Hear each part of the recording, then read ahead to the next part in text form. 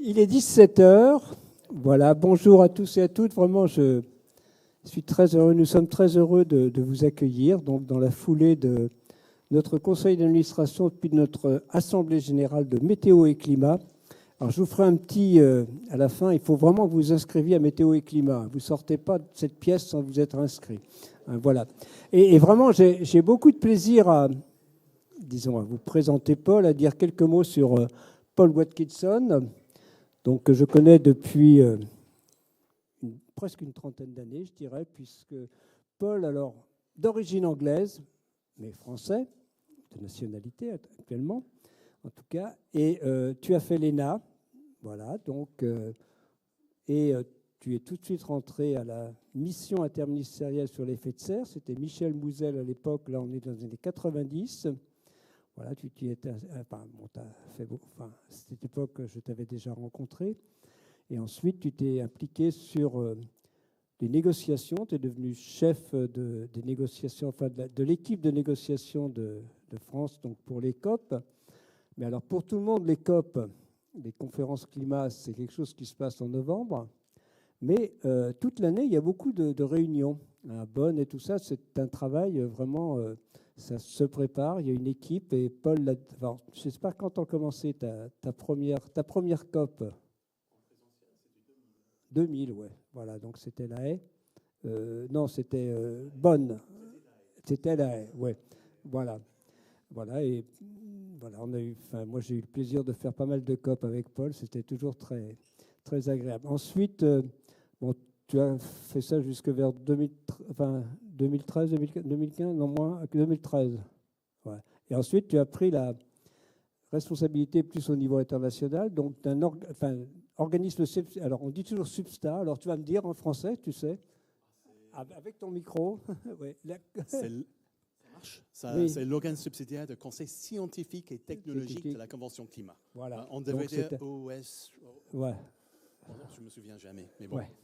Voilà, et merci. Donc tu vas nous parler de ces aspects de négociations climatiques et des conséquences du conseil. Enfin, on est dans un contexte particulier, bien sûr, des conséquences du contexte géopolitique par rapport à ces négociations. Merci, Paul, d'être avec nous et merci beaucoup. On va t'écouter avec grand plaisir. Merci beaucoup, Jean. Merci à Météo et Climat de l'invitation à intervenir cet après-midi. Je suis très heureux et honoré d'être des vôtres. Et je pense qu'il y a déjà une sorte de réchauffement climatique dans la salle parce que sur les projecteurs, je commence à avoir chaud. Donc, j'enlève ma veste parce que sinon, je vais commencer à m'effondrer au bout d'une demi-heure. Bon, je vais parler, j'espère pas trop longuement, des questions je regarde le titre, les conséquences du contexte géopolitique pour l'action sur le climat. Et commençons par le constat qu'on est dans une situation qui est particulièrement difficile. On peut parler même d'un type de marasme ou de mélange toxique de la situation actuelle entre une série de crises qui se conjuguent. Une crise, la guerre ouverte, et tristement ces derniers jours avec l'éclatement de la guerre en Iran avec l'attaque d'Israël et des États-Unis et les conséquences pour les pays voisins touchés. Et j'ai passé 1 an et demi, presque 2 ans aux Émirats comme conseiller de la présidence de la COP28 il y a quelques années. Donc quand je regarde quelques images, ça me touche. Mais les images de la guerre, c'est toujours effrayant. Il y en a de bien plus inquiétantes, malheureusement. Ça fait 4 ans passés maintenant qu'on a la guerre en Ukraine, d'autres guerres en Proche-Orient, sans oublier les guerres dans les pays comme le Soudan, Yémen, les crises autour des Grands Lacs et toute une série d'autres problèmes dans le monde. Les crises, la guerre n'a pas disparu. Au contraire, c'est de retour marquément.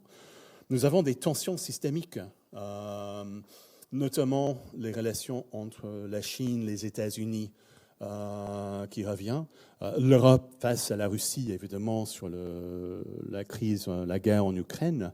Le débat, la question ouverte sur ce que va faire la Chine à terme avec le Taïwan, une crise qui se prépare pour les années à venir, et plus largement le comportement des États-Unis avec le deuxième terme du président Trump, avec essentiellement un retrait de la logique du multilatéralisme, du respect du droit international, même de l'existence du droit international, qui est effectivement mise en cause par ce fonctionnement ce dernier temps. Une crise plus large des Nations Unies, y compris face aux problèmes budgétaires qui se profilent dans beaucoup d'instances, notamment parce que les Américains ne vont pas payer, mais pas seulement. Il y a plus largement, au bout de 80 ans, une question de renouvellement et repenser tout ça. Et sur le plan économique, évidemment, on a les crises commerciales avec les tarifs imposés par Trump, qui, de façon aléatoire assez souvent, retoqués par la Cour suprême américaine, mais qui reviennent par d'autres voies et qui créent de l'incertitude pour l'investissement, pour les acteurs économiques dans beaucoup de secteurs. Les exportateurs sont touchés. En parallèle, l'OMC en tant qu'instance est un peu paralysée depuis quelques années. On a des craintes de plus en plus importantes, criantes des entreprises sur les questions de compétitivité, non seulement liées à ce paysage incertain, mais la montée de la Chine en tant qu'acteur qui de plus en plus crée une pression sur nos industriels et nos acteurs dans ce domaine. On a bien sûr les questions technologiques qui avancent. On vit tous depuis une vingtaine d'années avec les réseaux sociaux, etc. Mais ces dernières années, l'éruption de l'intelligence artificielle commence à jouer un rôle de disruption de plus en plus marqué, avec bien sûr une demande très élevée en matière d'électricité, mais plus largement un bouleversement potentiel de fonctionnement de beaucoup de métiers, beaucoup de questions de conséquences sociales pas très claires. Et en parallèle, bien sûr, la crise climatique s'aggrave. On a vécu 3 ans maintenant où la moyenne de la température sur 3 ans a dépassé plus que 1,5 degré au-dessus de niveau pré-industriel. En 2025, c'était légèrement en dessous plutôt, de 1,5, mais néanmoins, on est en train de dépasser allègrement la barre des 1,5 et entrer dans un domaine inconnu. Je regardais ces derniers jours, si on regarde le site du Keeling Curve sur les concentrations à Mauna Loa, on est en train de frôler les 430 parties par million de CO2 dans l'atmosphère. On voit l'affaiblissement des puits de carbone terrestres qui ont été marqués, le réchauffement des océans et bien sûr la multiplication d'impacts des changements climatiques partout dans le monde, qui aggravent d'autres crises, contribuent à la perte de la biodiversité et d'autres problématiques qui existent, les injustices, les inégalités, et contribuent à l'instabilité et problèmes de sécurité par lesquels j'ai commencé. Je suis conscient que, pour celles d'entre vous qui ont participé à l'Assemblée générale, etc., vous attendez un cocktail bientôt, donc c'est assez tentant de prendre l'approche de la haute représentante de l'Union européenne pour les affaires étrangères, Kaja Kallas, qui a dit c'est le moment de commencer à boire face aux crises mondiales, à la Russie, aux États-Unis, etc. C'est peut-être le moment de continuer à boire, mais je vais néanmoins essayer de vous apporter quelques éléments dans les 30 minutes à venir de contexte sur la situation. Ses origines, les liens entre les différentes problématiques et l'action sur le climat, et quelques pistes possibles pour, pas forcément nécessairement en sortir, mais que nous devons explorer. Alors, remontons un tout petit peu dans le temps, 30-40 ans, avant même que je connaissais Jean. La fin des années 80, le début des années 90, je vois beaucoup de têtes dans cette salle qui doivent se souvenir de cette époque. C'est une époque qui semblait plus heureuse qu'aujourd'hui. C'était la fin de la guerre froide. C'était un moment un peu d'espoir, la chute du mur de Berlin. Un sentiment que peut-être le multilatéralisme avait de nouveau une chance. Après des années figées par la guerre froide, l'opposition des États-Unis et de l'Union soviétique, c'est peut-être possible d'agir. Et le climat, et la question du climat est arrivée à un moment propice, parce que ça devenait possible de travailler ensemble et d'essayer de trouver des solutions conjointement au niveau de la communauté internationale. Et la première grande décision était bien sûr en 1988, la mise en place du GIEC, du groupe d'experts intergouvernemental sur l'évolution du climat, par l'Organisation météorologique mondiale et le Programme des Nations Unies pour l'environnement. Et en fin 88, il y a eu la première résolution de l'Assemblée générale des Nations Unies sur le climat, qui a reconnu, quelque part j'ai le terme, qui a reconnu le climat comme une préoccupation commune de l'humanité. Et donc, c'est tombé à ce moment, heureusement, qu'on a commencé à comprendre le problématique et mettre en place les bases d'une action commune pour y faire face. Mais force est de constater que c'est une opportunité que nous n'avons pas totalement saisie. Nous avons fait beaucoup depuis une trentaine, presque 40 ans. Nous n'avons pas fait le nécessaire. Nous ne sommes absolument pas sur une trajectoire compatible avec les 1,5, sans parler même pas de degrés. Nous subissons les impacts des changements climatiques. Mais plus largement, le multilatéralisme a loupé peut-être des opportunités de mieux intégrer les pays à la sortie de la guerre froide. Quelle relation avec la Russie qui était possible peut-être dans les années 90, qui était perdue par la suite, qui est devenue maintenant une menace pour la sécurité de l'Europe. Peut-être on aurait pu faire autre chose. Il y a énormément de conflits qui ont été laissés en état à l'époque. On était heureux, mais le multilatéralisme n'a jamais pleinement fonctionné. Soyons lucides.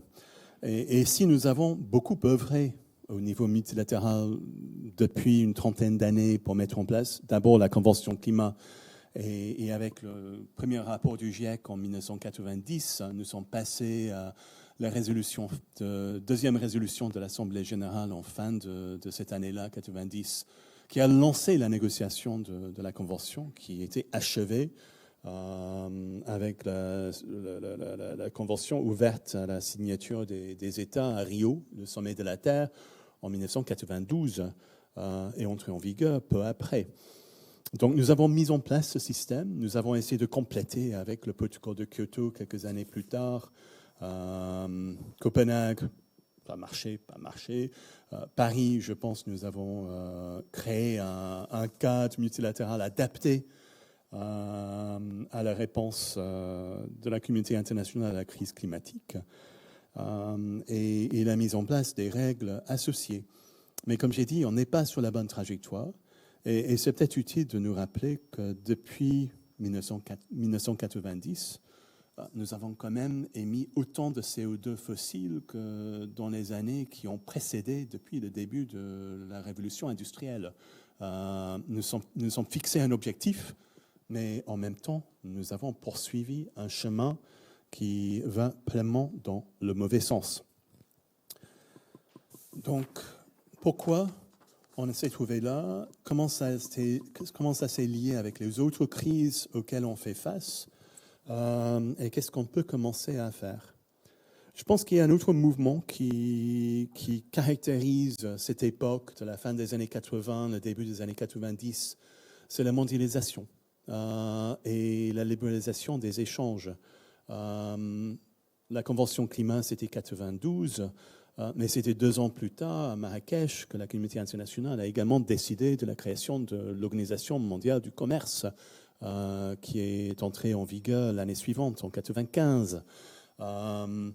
Et cette question a quand même contribué à une certaine désindustrialisation des pays développés et surtout à la montée de la Chine depuis là, qui a été le grand gagnant de ces échanges et de cette libéralisation, soyons honnêtes, avec progressivement un certain sentiment de déclassement de pas mal de gens dans les pays développés et un sens de déception de beaucoup de pays en développement qui n'ont pas profité de cette croissance qui a très largement profité à un petit nombre de pays et ensuite à une certaine financiarisation de l'économie mondiale.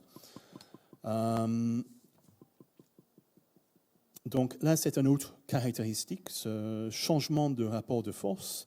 Et d'une certaine façon, on revient dans un système qui est plus équilibré, un rééquilibrage géopolitique, ce qui est tout à fait souhaitable.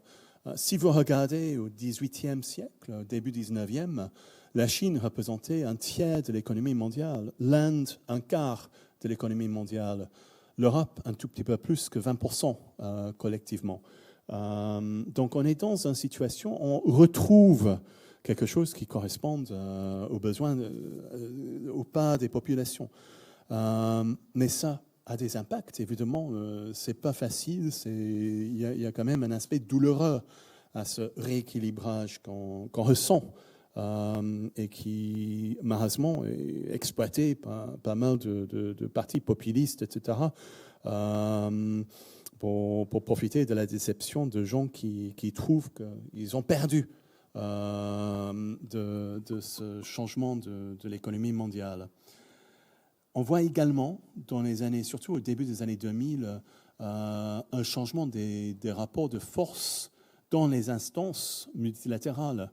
Je pense que la crise financière de 2008 était un moment charnière en la matière. Jusqu'à là, c'était surtout les pays du G7, les pays développés qui essayaient de résoudre seuls les grandes crises financières, les grandes questions économiques. Mais en 2008, c'était évident qu'on avait besoin d'autres pays autour de la table. C'était le moment où le G20, en associant la Chine, l'Inde, le Brésil, l'Afrique du Sud et d'autres pays, a pris la relève en matière de gouvernance globale de l'économie mondiale. Et nous avons vu ça lors de la conférence de Copenhague sur le climat en 2009. Je pense un des moments saillants, c'était le président Obama qui allait à la recherche des présidents des pays du Pacifique, du Brésil, de l'Afrique du Sud, de l'Inde et de la Chine, qui se retrouvaient dans une petite salle. Il a frappé sur la porte, il est entré. Les Européens l'ont retrouvé dans la salle 1 heure plus tard, quand les Chinois et les Indiens sont partis. Moi, j'ai retrouvé la salle après, quand les leaders étaient partis, et il y avait un petit bout de papier où on trouvait en chinois et en anglais sovereignty et 2-3 autres termes qui se sont trouvés dans le clé. C'était les pays développés, les pays émergents, qui ont imposé leur vision sur les pays développés. Il y a ce changement de glissement de rapport de force qui s'opère. En même temps, en regardant différents acteurs, les États-Unis ont été un partenaire particulièrement difficile, parfois essentiel, mais jamais pleinement engagé dans nos actions sur le climat depuis 30 ans. Il y a eu des moments d'engagement très forts, et des moments comme le deuxième président Bush et surtout Trump, son premier terme et maintenant, où les États-Unis ont claqué la porte, ont refusé le protocole de Kyoto, ont quitté une première fois l'accord de Paris, ont quitté maintenant une deuxième fois l'accord de Paris. Ils n'ont pas juridiquement quitté la Convention, mais ils ont de facto quitté. Ils ne contribuent plus au budget, ils ne participent plus aux réunions. C'est peut-être mieux comme ça parce qu'ils ne bloquent pas. Mais c'est un problème d'avoir la première économie mondiale qui n'est pas dans la salle et qui, au contraire, porte les intérêts des producteurs d'énergie fossile activement sous cette administration. Chris Wright, le ministre de l'Énergie, ne cache pas son agenda, c'est de faire le développement avec le pétrole et le gaz. Et on a vu ça également dans les négociations, si on ose dire, entre l'Europe et les États-Unis sur les tarifs. avec les États-Unis qui voulaient imposer sur l'Europe l'achat de 750 milliards de dollars d'énergie américaine, du gaz et du pétrole, ce dont on n'a pas besoin, et surtout d'un point de vue du climat, n'est absolument pas souhaitable. Mais c'est en utilisant ces leviers qui cherchent à nuire à l'action sur le climat. Ils ont également essayé de peser sur les processus internationaux, comme nous avons vu dans l'Organisation maritime internationale en fin d'année dernière, où ils sont venus uniquement pour bloquer, en essayant d'empêcher le reste de la communauté internationale de mettre en place des règles pour transformer les technologies, les émissions des navires. Donc, on a eu des moments forts d'engagement. Et je pense que notamment l'administration Biden, avec la mise en place de Inflation Reduction Act il y a quelques années, était un moment d'espoir. Mais malheureusement, ça a été détricoté très rapidement par cette administration qui va à l'encontre. En même temps, comme j'ai dit, la Chine, je me souviens d'une visite, une petite anecdote, à Washington en début 2005, il y a 21 ans, juste après la réélection de Bush, pour parler du climat avec les think tanks, les acteurs du département d'État, d'autres administrations et des gens au Congrès. Et tout le monde parlait de la Chine. On ne pouvait pas passer 5 minutes sans qu'on revenait sur la Chine. C'était l'obsession. Et ça reste une question de concurrence qui est là. Mais je pense pour nous aussi, la Chine devient un concurrent et un partenaire, mais avec une question très importante de notre dépendance, notamment en matière de production de panneaux solaires, de sapin dans le raffinement des métaux rares, et les restrictions qu'elle a imposées de temps en temps à l'exploitation de ces matières premières. Elle domine de plus en plus ces secteurs qui sont critiques. Et ces secteurs sont désormais responsables d'une grande partie de la croissance de la Chine. C'est une bonne chose que la Chine investit. Et on voit ces derniers jours des informations sur effectivement une petite baisse des émissions de la Chine, un plateau et maintenant l'amorce d'une baisse. C'est toujours pas gagné, notamment à cause du secteur chimique.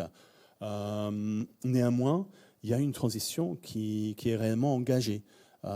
Mais est-ce qu'on va être totalement dépendant de la Chine dans la phase qui arrive? Et c'est là le dilemme pour nous en Europe. Un choix entre la compétitivité et la protection, effectivement. On a besoin de poursuivre la transition écologique et l'Europe s'est engagée tôt en la matière, et notamment ces dernières années avec la mise en place du pacte vert par la dernière commission, la première commission de von der Leyen, avec une série de décisions très importantes, de lois très importantes au niveau européen. Mais maintenant, on voit un certain rétropédalage et un risque de remise en cause de ces décisions qui ont été prises. On peut toujours améliorer, on peut toujours réduire un peu le fardeau qui n'est pas essentiel et corriger le tir sur un certain nombre de textes, mais remettre en cause d'emblée les objectifs et revenir en arrière, c'est un peu la tentation en ce moment de voir le boussole compétitivité comme quelque chose qui prime sur la transition. Et pourtant, face aux crises, notamment, et on est rappelé cruellement ces derniers jours, on est peut-être face au pic dans les prix des énergies fossiles sur les marchés internationaux avec les attaques de l'Iran sur les pays du Golfe, potentiellement un blocage même, si ça arrive, on ne sait pas encore, mais les conséquences peuvent être majeures. Et nous avons vécu il y a 4 ans, au début de la guerre en Ukraine, l'importance de sortir de notre dépendance sur le gaz et les énergies russes. Notre dépendance sur les énergies fossiles, c'est une faiblesse. Et sortir de ça, c'est un choix stratégique, c'est un objectif, une priorité stratégique. Donc si on est tenté à ralentir, c'est une erreur. Cela étant, les pays européens se trouvent face, et d'autres pays se trouvent face aux contraintes budgétaires. Et c'est un dilemme également lié à la crise sécuritaire qu'on vit. La guerre en Ukraine à nos frontières oblige l'Europe à se réarmer, investir dans la défense, augmenter les budgets d'achat d'armes, de production. Et ça impose des choix, des arbitrages qui ne sont pas toujours favorables, au contraire, à l'action sur le climat. Il y a un autre élément qui est touché par ces choix, ces arbitrages budgétaires, c'est notre solidarité avec les pays en développement, qui est un élément essentiel de l'accord, les accords que nous avons trouvés au niveau multilatéral sur le climat ces dernières années. L'apport du financement aux pays pauvres pour les aider dans la transition écologique, dans la transition énergétique et pour faire face aux impacts des changements climatiques. Et il y a un an, nous avons accepté d'augmenter, de passer de 100 milliards de dollars par an jusqu'ici à 300 milliards de dollars par an qui est à mobiliser pour les pays en développement d'ici 2035. Mais je pense, avec les coupes exercées ce dernier temps dans les budgets d'aide au développement, on peut craindre une baisse à court terme, notamment pour l'assistance des pays en développement pour faire face aux impacts des changements climatiques et l'adaptation, où les besoins sont très importants. Et l'absence d'assistance en la matière va simplement aggraver les crises à venir, parce qu'on sait que les impacts des changements climatiques vont contribuer à déstabiliser des pays. C'est peut-être pas la cause principale, mais ça viendra peut-être. Mais c'est un facteur qui aggrave d'autres causes d'instabilité dans le monde. Et donc, l'absence d'accompagnement, l'absence du financement pour l'adaptation, le PNUD a estimé à 4 à 500 milliards de dollars par an qui est nécessaire pour les pays en développement dans les années à venir. Si cet accompagnement n'arrive pas, les impacts des changements climatiques, évidemment, même si on maîtrise les émissions et stabilise le climat, nous aurons toujours des impacts des changements climatiques qui ne vont pas disparaître. Donc cette question est là. Il y a également un autre volet de solidarité avec les pays du Sud qui va jouer de plus en plus. C'est l'injustice du coût de capital dans le Sud. Ça coûte jusqu'à 3 fois plus, voire plus parfois pour le coût du capital pour investir dans les projets propres, dans la plupart des pays en développement que dans les pays du Nord. Et lorsque vous regardez les chiffres de l'Agence internationale de l'énergie, qui a montré une augmentation très importante depuis quelques années du financement de la transition énergétique. Et c'est réjouissant parce qu'on voit que maintenant, il y a 2 fois plus quasiment de financement pour les énergies propres que pour les énergies fossiles. Cela étant, 85% va dans les pays développés et la Chine. Le reste du monde ne reçoit que des bribes de cet investissement. Et ça veut dire qu'il y a beaucoup de pays qui seront laissés pour compte. Et notamment en Afrique, où il reste des centaines de millions de personnes sans accès même à l'électricité ou à l'énergie propre pour la cuisson, etc.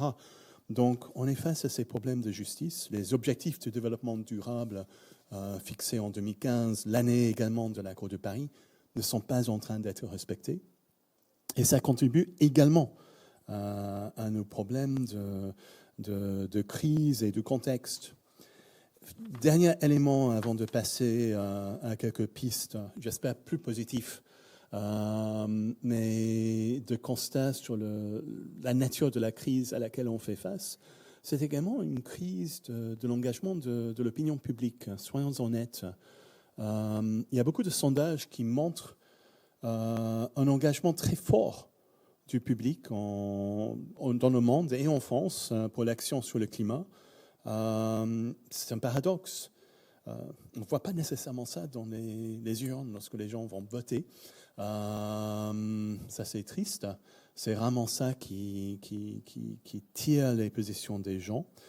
Et il y a quand même, malgré tout ça, beaucoup de doutes. Il y a un certain essoufflement sur les questions d'engagement sur l'écologie et la transition, un certain pessimisme des gens sur la possibilité de changement, un sentiment que les gens, ça me fossé d'une certaine façon de perception, les gens veulent agir mais se pensent toujours seuls à le vouloir, n'ont pas compris que tout le monde souhaite, et donc un décalage entre ce qui est annoncé par les sondages et ce qui se fait réellement et la mobilisation.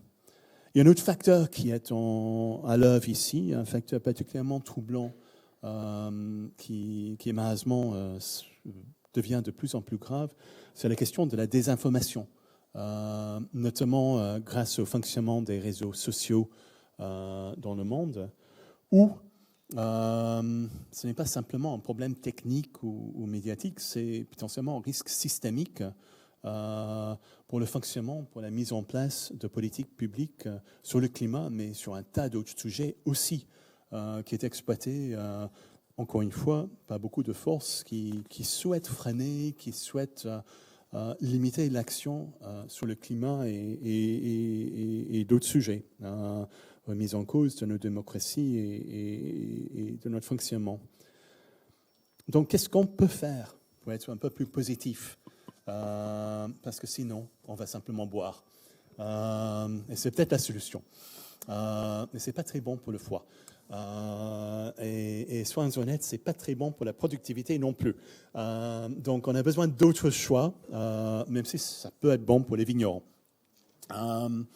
Donc, comment on peut réconcilier ces tendances et nous remettre un peu sur quelques pistes positives de transformation ? Et c'est clair qu'on doit mettre le climat au cœur de ce débat sur la souveraineté et la compétitivité, pour faire en sorte que ça soit réconcilier ces enjeux. Je reviens sur la dépendance à la fois aux importations d'énergie fossile. C'est un frein sur nos économies. Et c'est ça qu'on doit arrêter. On a surtout l'Europe, nous n'avons rien à gagner à freiner cette transition. C'est plus problématique pour les pays comme la Russie ou l'Arabie Saoudite qui dépendent de la production d'énergie fossile pour une grande partie de leurs revenus. Il faut trouver des solutions, il faut aider des pays, il faut travailler avec les pays pour les aider à diversifier les économies. Néanmoins, nous avons besoin d'agir en ce sens. Il y a une idée que je trouve assez intéressante. Il y a un think tank britannique qui s'appelle Ember qui a parlé beaucoup de la notion de electrostate, un électro-État, à la différence de petrostate ou pétro-État. Et je trouve que cette notion est forte et c'est quelque chose qui nous donne pas mal de pistes à suivre. C'est effectivement passer, c'est ce qu'on doit faire globalement sur le changement climatique. Pour faire face au changement climatique, on doit électrifier massivement, on doit décarboner massivement, totalement la production d'énergie, mais on doit massivement électrifier nos économies. Il y a un pays qui est en train de le faire, c'est la Chine, qui se positionne et qui avance en la matière. La question, c'est comment nous pouvons collectivement nous positionner sur ces questions de fabrication.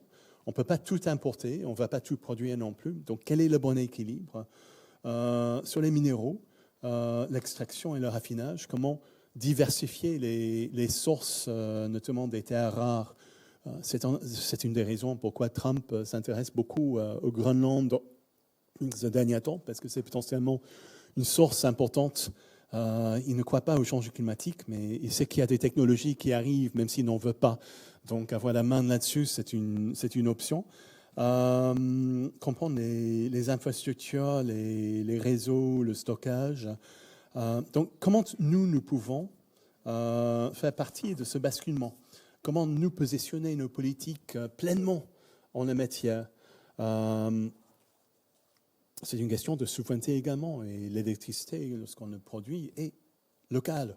Ce n'est pas quelque chose qu'on importe de la même façon. Et surtout lorsqu'on arrive à avoir des énergies renouvelables, oui, les panneaux solaires doivent être produits quelque part, mais le soleil ou le vent, et surtout sur place, on passe à une logique de récolter l'énergie, à une logique d'importer. Mais ce nexus de dépendance n'est pas facile à naviguer. Donc nous devons trouver la voie. Il y a une question de comment jouer sur le protectionnisme en on sort de 30-40 ans d'ouverture à la libéralisation de tous les échanges. Ça ne va pas dire un retour au protectionnisme en tant que tel, mais la notion à la fois de politique industrielle active et un certain protectionnisme ciblé, c'est quelque chose qui fait un retour dans les débats. Regardez la note préparée il y a quelques semaines par le Haut Commissariat au Plan pour faire face plus largement à la Chine, pas que dans le secteur de l'énergie, mais y compris comment utiliser des quotas, des tarifs de façon ciblée. Et face aux Américains, face aux autres, nous devons de plus en plus approfondir ces outils. Mais la question, c'est quel accompagnement de la transition, quelle politique industrielle pour vraiment investir. C'est là où nous sommes vraiment au retard. Il y a un retard majeur côté européen. Les Chinois, depuis 20 ans, investissent dans le développement ce n'est pas depuis quelques années seulement que ça arrive. Les résultats s'affichent maintenant. Nous, malheureusement, n'étions pas au rendez-vous il y a 20 ans, ou même pas il y a 10 ans. Donc, comment nous pouvons vraiment approfondir ces éléments d'investissement? Oui, il faut investir dans la défense, mais il faut investir dans la diversification et le développement de l'industrie, qui est l'industrie de demain. Si les États-Unis décident de s'enfermer dans la défense de la rente fossile et les industries du 19e, 20e siècle, c'est le choix. Mais notre choix doit être différent. Il y a une question plus large j'ai mentionné la désinformation et je reviens sur la science et le rôle du GIEC pour un instant, parce que je trouve que c'est un élément très important là-dedans. La désinformation et le climato-scepticisme n'a jamais disparu. Ça a joué un rôle notamment dans les années 90, 2000, avec les tentatives de remise en cause des bases scientifiques. Heureusement, les travaux du GIEC et de la communauté scientifique ont répondu très nettement. Si les premiers rapports du GIEC, il y avait toujours beaucoup d'éléments de doute à l'époque, ces doutes légitimes ont été traités. Et on est face aux certitudes de l'existence des changements climatiques. Il y a toujours des questions, la question de ce qui se passe avec les puits terrestres, les rétroactions, etc. Et on peut toujours avoir des travaux qui sont nécessaires. Le groupe 1 du GIEC a de quoi faire. Mais je pense que c'est au groupe 3 du GIEC qui porte sur les solutions, les actions d'atténuation que je regarde plus particulièrement. Et si on regarde l'historique, pendant longtemps, c'était dominé un peu par les technos économiques, les modèles à la Nordhaus, quel est le niveau optimal de changement climatique, c'est 3 degrés ou quelque chose, et l'impact des changements climatiques largement négligé. Depuis au moins les 2 derniers cycles du GIEC, le 5e et surtout le 6e, on voit un effort beaucoup plus important pour intégrer les autres volets de sciences sociales et de l'anthropologie, de la sociologie, des questions de comment accompagner le changement. Et je pense que lorsqu'on regarde les travaux du GIEC encore pour le 7e rapport d'évaluation, le rapport spécial qui sortira sur les villes, qui sera particulièrement intéressant, je pense, parce que les questions urbaines sont au cœur de notre problématique. Il faut vraiment qu'on regarde comment accompagner cette transition. L'acceptabilité sociale, l'acceptabilité politique et non seulement l'acceptabilité économique. Bien sûr, il faut des solutions économiques, mais comment faire en sorte qu'on ait cette acceptabilité sociale? En parallèle, on doit lutter activement contre les désinformations. L'UNESCO et d'autres éléments de l'ONU ont mis en place des actions l'année dernière en la matière, plus particulièrement sur le climat, sur la transparence, le financement, l'éducation des médias. Il faut approfondir ces éléments pour contrer la désinformation. Sinon, on peut sombrer dans des silos qui sont dangereux. Et je pense qu'il y a un vrai risque à cet égard. Et il faut également travailler avec le public. Je pense qu'on n'est pas en train de perdre l'opinion publique sur l'action sur le climat, mais il faut réenchanter l'opinion publique pour le climat. surtout face à ces crises. Il y a un sentiment qu'on ne parle que du catastrophisme et parler des impacts, tout ce qui nous attend, c'est important. Il faut être lucide. On est face quand même aux impacts majeurs. Il ne faut pas les cacher dans les années à venir. Mais si on ne parle que de ça, si on ne parle que de sacrifices et de changements, on a besoin de créer un modèle souhaitable du changement, une vision du futur qui est là. Et dans pas mal de pays développés en particulier, il y a un certain pessimisme de l'avenir qui grandit et qui est exploité également par les gens de populisme qui veulent malheureusement résister les changements dont on a besoin. Donc, il y a une bataille à gagner en la matière.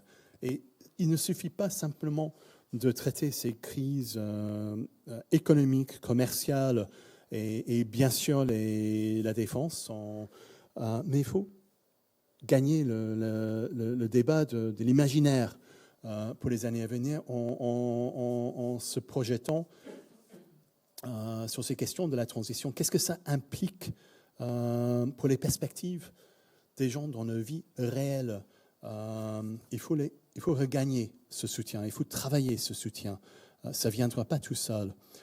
En ce qui concerne les aspects strictement multilatéraux des années à venir, il y a un débat lancé l'année dernière par le secrétaire général des Nations Unies sur la réforme UN 80 avec les 80 ans des Nations Unies.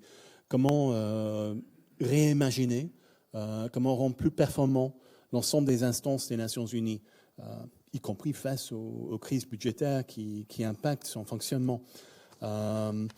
Donc là, c'est un sujet. Il y a un choix très important cette année à faire d'un nouveau, ou plutôt une nouvelle peut-être, secrétaire général des Nations Unies.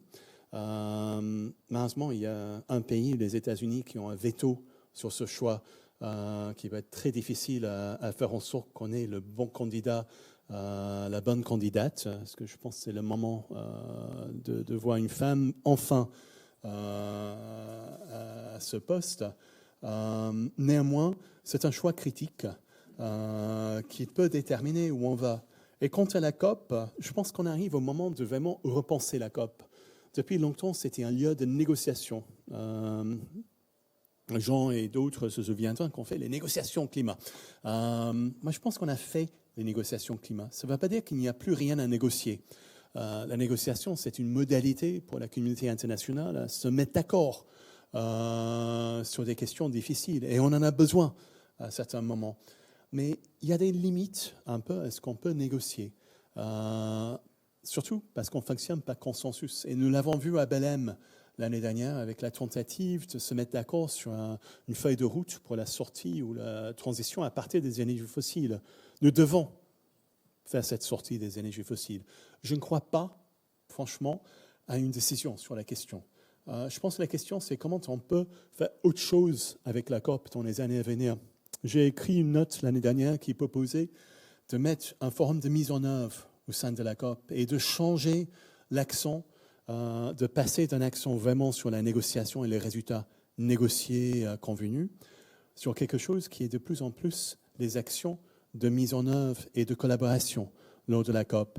Il y a des éléments dans les résultats de Belém qui vont pleinement dans ce sens, notamment la notion d'un accélérateur global de la mise en œuvre. Pour l'instant, c'est 3 mots en anglais, Global Implementation Accelerator, qui ne va absolument rien dire, c'est creux. Mais beaucoup dépend de ce que peut faire la présidence brésilienne et les prochaines présidences de la Turquie, de l'Australie et derrière l'Éthiopie, avec ces éléments-là. Il y a déjà quelque chose dont on dispose, que nous avons lancé à Paris il y a 10 ans avec le Pérou. C'était l'agenda de l'action. Un espace de coopération et de collaboration sur les différents enjeux d'action sur le climat, atténuation, adaptation, qui réunit non seulement les États, mais d'autres acteurs, d'autres partenaires, les entreprises, les villes, les autres gouvernements sous-nationaux, les citoyens. Il y a un potentiel majeur là-dedans. Malheureusement, depuis 10 ans, ça a vu la multiplication d'initiatives, assez souvent d'initiatives vanité. Il y a une petite étude faite après la COP de Bakou il y a 1 an et demi. Est-ce qu'il y a un objectif? Oui. Est-ce qu'il y a un secrétariat? Ah non. Est-ce qu'il y a un calendrier de suivi? Non. Donc il y a un effet d'annonce et on ne fait rien. Il n'y a pas de service après-vente. Et ce qu'ont fait les Brésiliens l'année dernière, c'est de passer en revue des initiatives existantes, d'essayer de le réorganiser autour d'une série d'axes structurants et identifier une série de plans de mise en œuvre pour une centaine d'entre elles. Je trouve que c'est un travail partiel. Je suis assez critique de pas mal d'éléments de ce qui a été fait, mais je pense que c'est une ébauche de ce dont on a réellement besoin maintenant.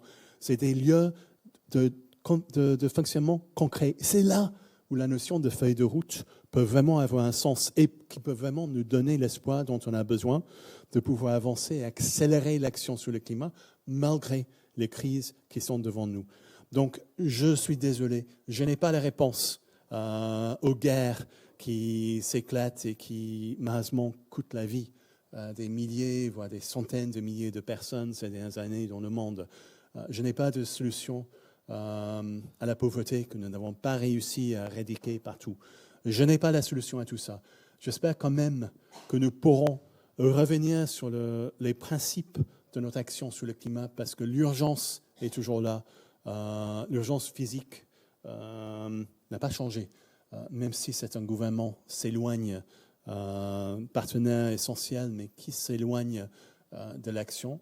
Nous avons surtout besoin de réinvestir ces éléments, de donner un nouvel élan, et surtout cet élément, je pense, de repenser les COP autour de ces enjeux de collaboration, de réenchanter le public en réengageant sur les aspects de transition qui donnent un espoir aux gens, et en recréant le lien entre l'action sur le climat, la défense de notre souveraineté en la matière, mais également la création de l'industrie de demain dont nous avons besoin. Donc j'espère que ça donne quelques éléments d'espoir, mais je n'ai pas toutes les réponses. Et merci de toutes vos critiques qui sont les bienvenues. Et je pense que vous aurez...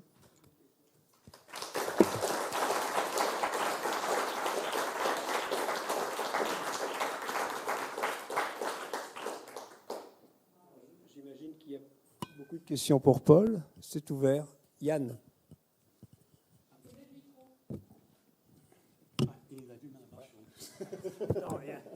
Je viens, Jean. Merci beaucoup, Paul, pour ton éclairage passionnant, comme d'habitude. Je te rejoins sur l'avenir des COP et la transformation de la mise en œuvre de l'action, d'autant plus qu'on l'a encore vu à Belém et dans la dernière COP, comme tu disais, sur les agendas à l'action. La dynamique locale est importante, qu'elle soit territoriale ou qu'elle soit même économique, mais malgré tout, qui a besoin de régulation et de signaux à long terme de confiance, ce qu'on n'a pas franchement en ce moment. Moi, j'aurais une question par rapport à la position de la Chine, qu'on connaît bivalente depuis plusieurs années, étant maintenant devenu le second émetteur historique, mais toujours en se positionnant longtemps comme le pays émergent soutenant avec les G77, etc.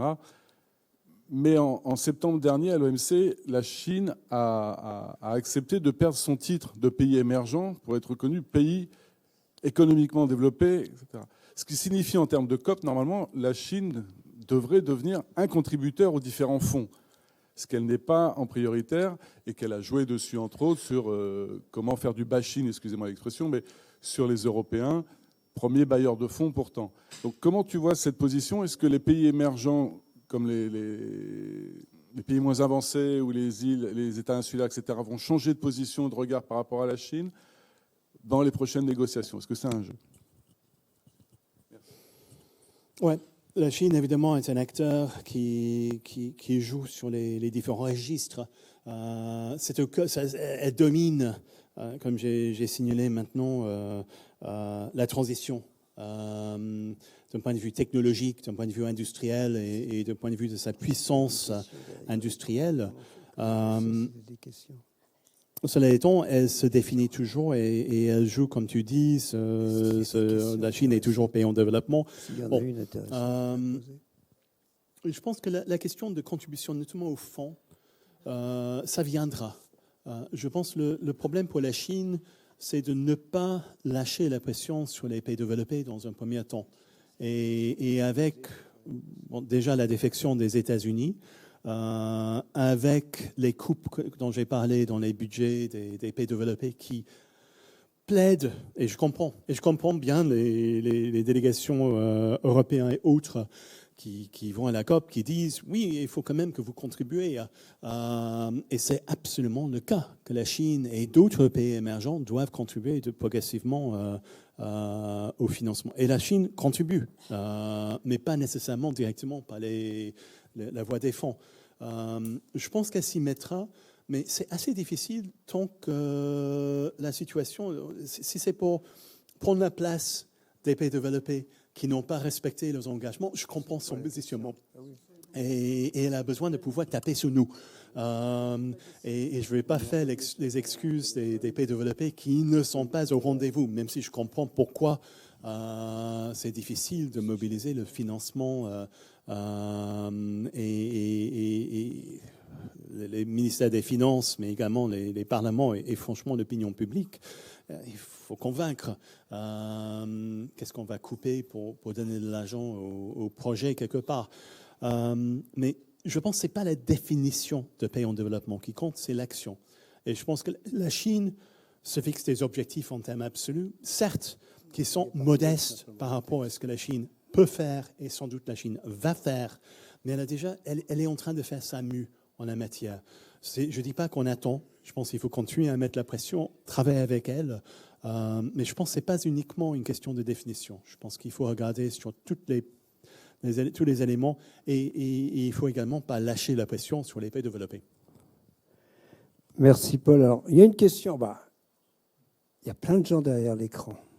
Donc, ils ont aussi des questions, en particulier Raymond Zaharia. Ne pensez-vous pas décisif de faire émerger dans le débat public la question vitale du rôle des banques centrales, et notamment de la BCE, pour soutenir les projets salutaires mais non rentables dont dépend le succès de la transition?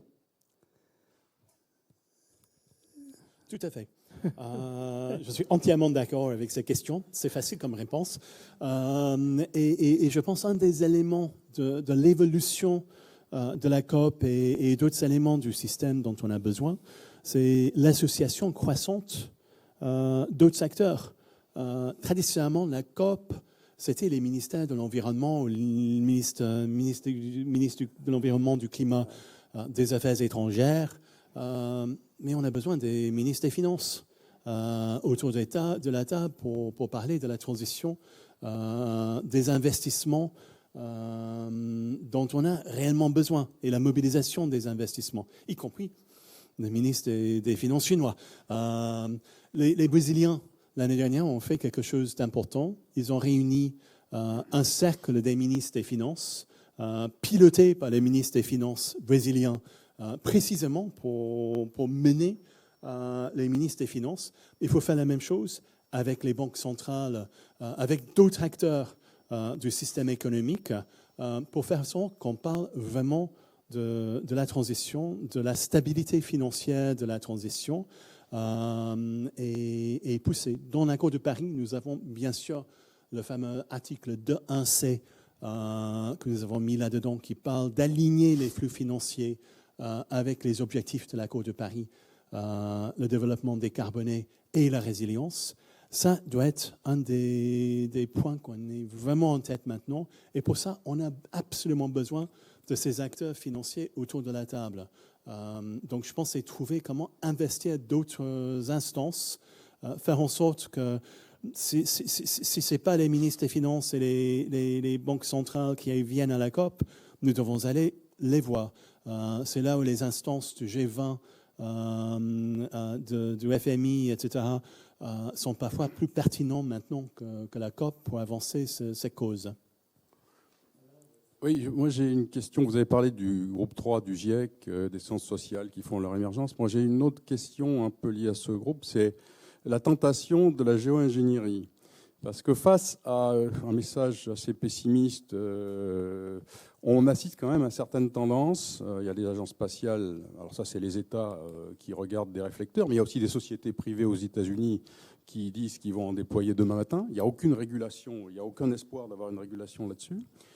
Et enfin, Elon Musk propose de déployer 1 million de satellites pour capter l'énergie solaire directement pour ses data centers, ce qui est une perspective un peu différente. Mais donc, il y a quand même.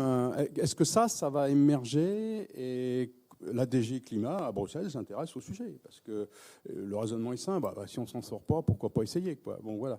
Donc ça, est-ce que c'est quelque chose que vous voyez comme une tendance? Comment on discute la question? OK. Quand je préparais mes notes, j'avais mis le mot géo-ingénierie et ensuite je l'ai rayé. Mais j'étais conscient que j'allais revenir sans doute là-dessus. Je pense qu'il y a plusieurs éléments dans la question. Je pense qu'il y a des enjeux de l'espace dont je n'ai pas parlé plus longuement, mais je pense sont importants avec potentiellement des enjeux positifs et négatifs.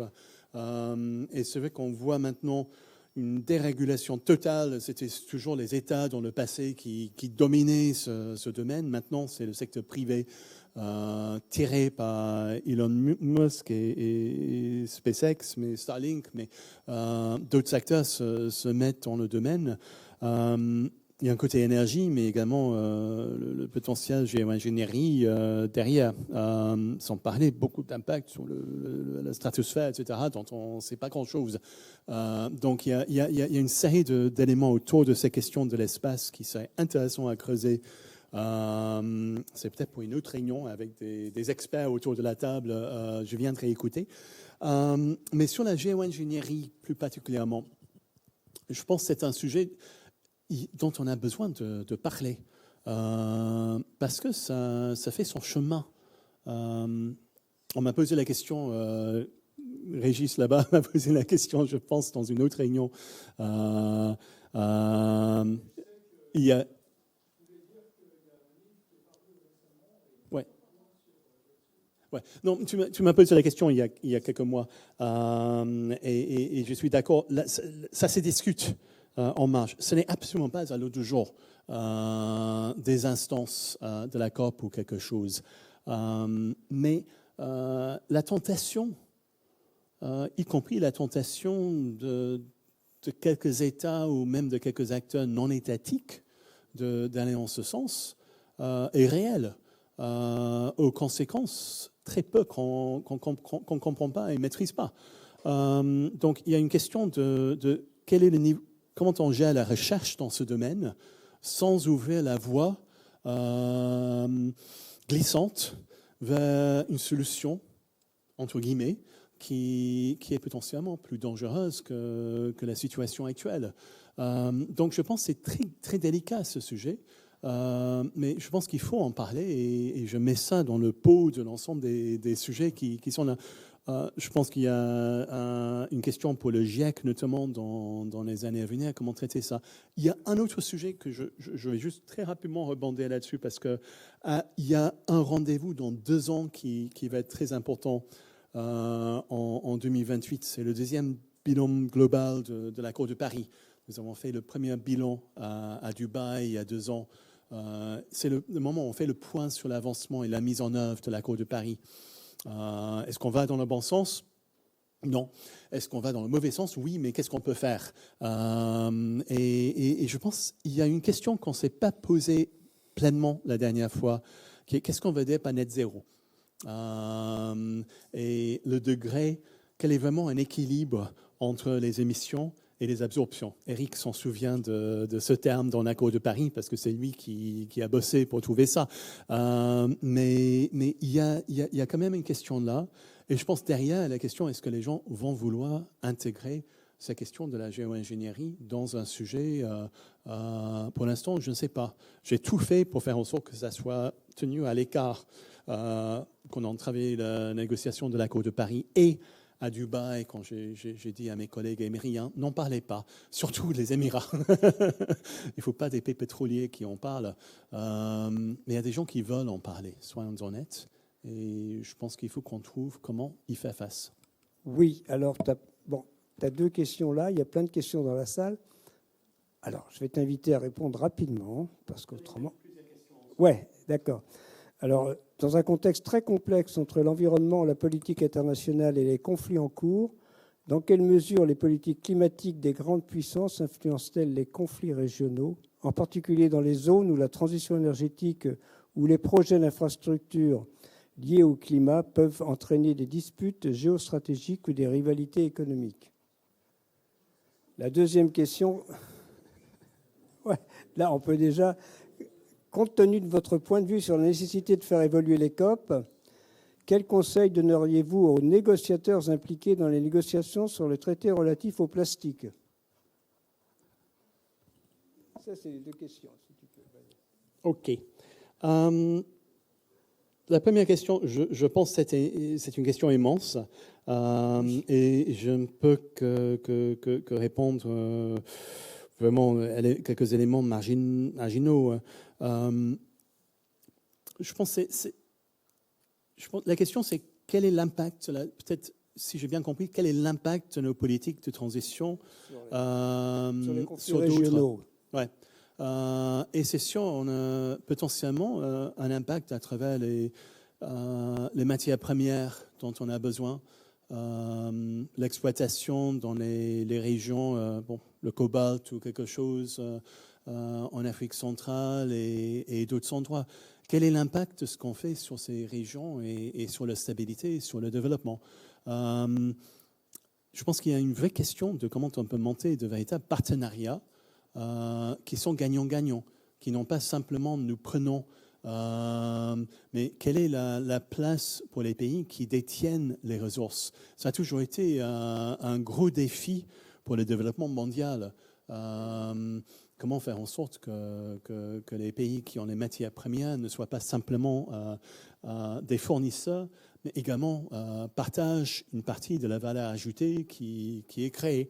Je pense que là, c'est le vrai enjeu qu'on doit explorer. Quant au plastique, j'avoue que je suis pessimiste sur l'idée d'un traité sur les plastiques dans les termes attendus. En partie parce que si on veut engager les pays producteurs de pétrole dans l'action sur le climat, que sont les débouchés? Encore une fois, on est sur la question de comment on utilise les matières premières. Pour beaucoup de pays producteurs, ils sont à la recherche de débouchés alternatifs. Et la production de plastique, c'est une option magnifique. Évidemment, nous devons réduire la production. Mais je pense qu'imaginer un accord qui portera une contrainte réelle sur cette matière, à mon avis, tristement, je pense que ça va être sans doute hors de portée. Peut-être se focaliser sur ce qui est faisable et ensuite revenir par d'autres voies. Mais surtout, comment faire la diversification économique? Je pense que ça, c'est une des autres questions qu'il faut mettre sur la table, parce que la diversification n'est pas également traitée pour les pays qui dépendent du pétrole et d'autres matières premières et qui partagent un peu la valeur ajoutée. On n'aura que des oppositions. Merci. Donc, il y avait des questions de ce côté-là. Non, non, ils sont calmes. Ouais, Eric. Merci Paul. Donc j'avais une question, c'est les États-Unis jouent un rôle toujours très important dans les procédures d'approbation des rapports du GIEC pendant les sessions plénières. Comment tu imagines les conséquences de leur absence, et notamment le comportement de l'Arabie saoudite? Un des avantages des Américains, c'est qu'ils avaient la capacité à parler aux Saoudiens. Quand on préparait l'accord de Paris, j'avais prévu de faire une mission. C'était Valls, qui était Premier ministre, qui se rendait en Arabie Saoudite 15 jours avant la COP, et on m'a proposé de l'accompagner. J'étais très hésitant parce que j'étais fatigué. C'était un week-end. Et ensuite, je me suis rendu compte que nos collègues saoudiens qui bossaient sur le climat n'étaient même pas à Riyad en ce moment-là. Mais ensuite, j'ai appris que les Américains venaient de passer. Et nous avaient déjà envoyé des éléments de ce qu'ils avaient convenu avec les Saoudiens, ce qui était faisable et comment traiter ça. Bien sûr, il y en a eu 15 jours de débats et de prise de position. Tout n'était pas résolu, mais j'ai pu justifier ma non-participation à cette mission parce que les Américains sont déjà passés par là. Et c'est vrai qu'ils ont toujours eu une capacité à jouer, oui, un certain rôle pour calmer, persuader. Il faut engager les Saoudiens. Et je pense que les Européens, pour vous dire, n'ont pas suffisamment fait ce travail au fur des années.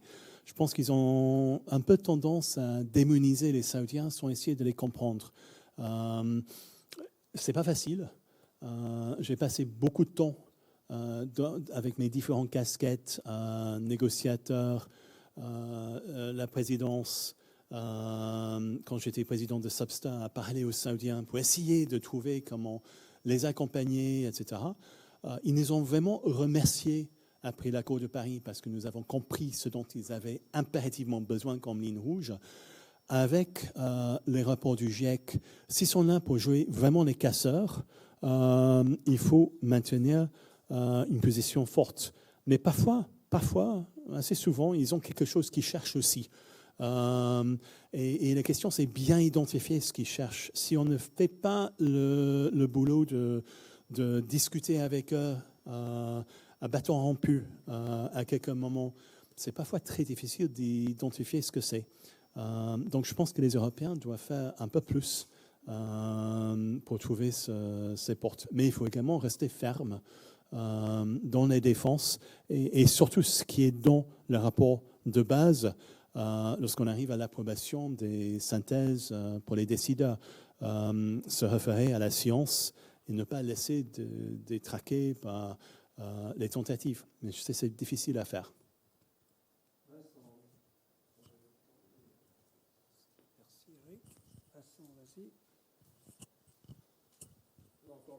Bonjour et merci beaucoup.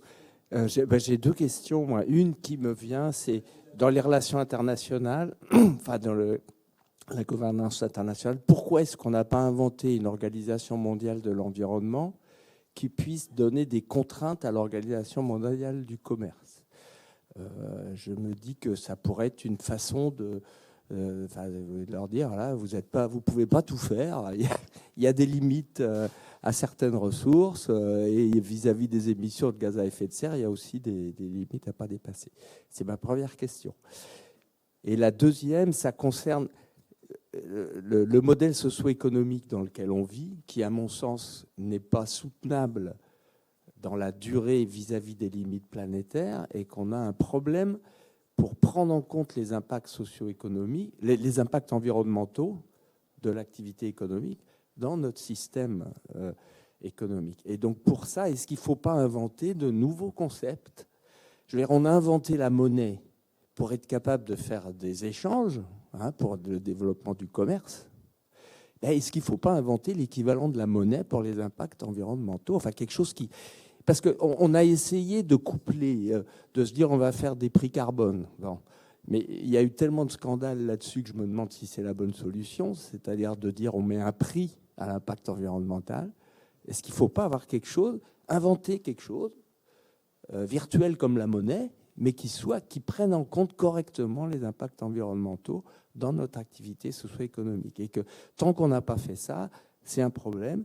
Et tant qu'on n'a pas inventé ce système durable, c'est difficile de parler de transition écologique quand vous ne savez pas quelle est la cible. C'est-à-dire que vous n'avez même pas testé si là où vous allez, ça marche. Donc moi, j'aspire à ce que ce soit un effort de recherche important pour qu'on soit capable d'inventer un système socio-économique soutenable dans la durée, mais qu'on le teste et qui prenne en compte ces impacts environnementaux, y compris bien sûr les gaz à effet de serre et le climat. Bon, par rapport à la première question sur une organisation mondiale de l'environnement, il y a eu plusieurs tentatives au fur des années. La France a beaucoup œuvré en ce sens. Je me souviens de Chirac qui en parlait. Il y a d'autres moments, ça a été mis sur la table. Je pense au moment des 20 ans du sommet des Rio. Il y a eu des décisions plutôt de renforcer les systèmes actuels, le PNUE, la mise en place de l'Assemblée des Nations Unies pour l'environnement. C'était des questions de gouvernance. Je ne cache pas que je suis sceptique qu'une organisation mondiale de l'environnement aurait résolu le problème. Le problème, c'est un rapport de force. J'ai vu assez souvent, quand je passais du temps, par exemple, à Bruxelles, pour fixer des positions des États membres de l'Union européenne, des représentants du ministère de l'Environnement, essayer d'avoir un accord au Conseil environnement pour mettre la pression sur les autres ministères dans le gouvernement pour dire qu'il faut faire quelque chose, au ministère des Finances, au ministère de l'Économie, au ministère de l'Agriculture. Je comprends. Mais le problème, c'est s'il n'y a pas les arbitrages rendus au sein du gouvernement en faveur de la question, ce n'est pas en faisant appel à une instance internationale qu'on aura plus de crédibilité en la matière. Le problème, c'est la faiblesse institutionnelle, traditionnelle des ministres de l'environnement ou même du climat ces derniers temps. Donc, ce qui est intéressant quand même dans la question, c'est comment faire en sorte maintenant qu'on peut réunir, comme la question tout à l'heure sur les banques centrales et les finances, comment faire en sorte que le commerce soit pleinement dans la visée. C'est un sujet dont on ne voulait pas parler, notamment les Européens ne voulaient pas parler de commerce et climat, on repoussait les tentatives. On a accepté d'avoir quelques dialogues sur les questions dans les années à venir, et je pense que c'est un sujet essentiel qu'on en parle pleinement. Mais je pense que ce n'est pas en donnant des instructions, et l'OMC n'est pas nécessairement très forte en ce moment non plus comme organisation. Quant à la notion d'une monnaie ou quoi, on a besoin de solutions. Et je pense que la question, comment valoriser l'action et non seulement. Un prix de carbone a du sens dans pas mal de domaines. Industriels, on peut mettre un prix, ça envoie un signal, un système d'échange de quotas, ça joue son rôle. Mais c'est un outil politique, ce n'est pas une solution globale. Plus largement, on a besoin d'autres outils. Donc je veux bien creuser ces questions. Merci beaucoup. Alors on va vous proposer de continuer autour, voilà, si c'est préparé. Un grand merci à Paul. Voilà. Donc, et vous redire ce que j'ai redit. Donc, Météo et Climat a organisé cette journée. Donc, voilà. Et je crois que vous allez tous recevoir dans vos mails un bulletin d'adhésion à Météo et Climat. Et je vous invite à y répondre positivement. Voilà. Merci beaucoup. Et nous vous invitons à, disons, au pot de l'amitié autour de Paul et de tous ceux qui ont des questions sur le climat et sur tout ce qui les intéresse. Merci à vous tous et à tous ceux qui sont aussi derrière l'écran. Voilà, merci et bonne fin d'après-midi.